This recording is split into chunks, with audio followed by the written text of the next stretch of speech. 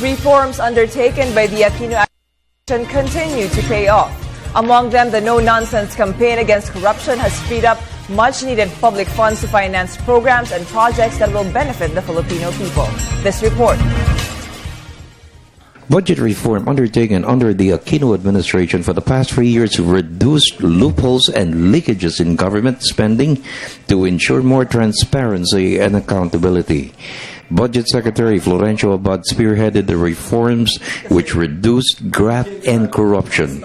People are saying you continue with what you're doing because from day one you've been listening to us.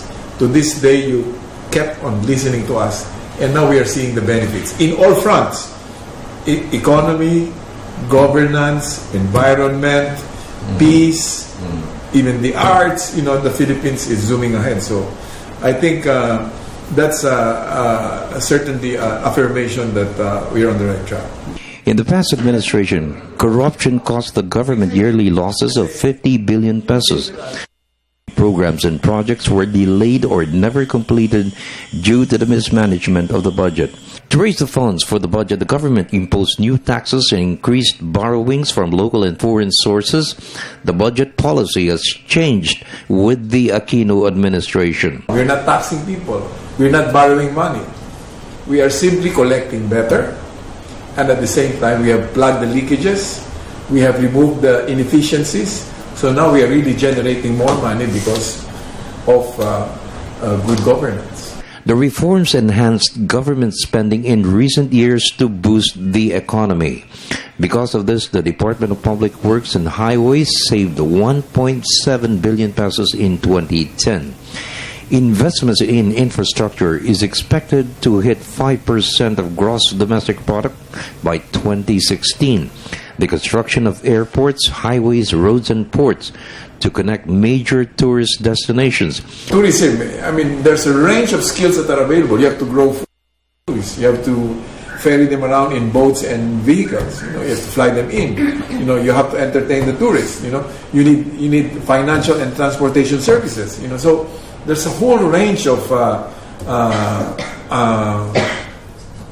forward and backward linkages in the tourism industry that are created, and I think you know, with increasing number of tourists coming in, hopefully to hit 10 million by the time we leave. Can you imagine the kind of industries that will be developed to support tourism at the same time to make sure that tourists live in nice resorts, nice hotels, they travel in safe boats and airplanes, and they move around with. Government has also enhanced its spending for social protection programs for the poor, the conditional cash transfer program, and PhilHealth coverage. CCT has a budget of almost 63 billion pesos. PhilHealth amounts to 53 billion to benefit 14 million families for free. Employment and livelihood opportunities are also for the poor. Without raising new taxes, except for sin tax, we are borrowing less, as evidenced by the falling interest payments. Yet, we have increased by unprecedented amounts our investments in social protection. When we started out, 800,000 families, 10 billion peso budget. Today, 4.3 million households, 62 billion peso budget. For the People's Television Network, this is Freddie Abando reporting.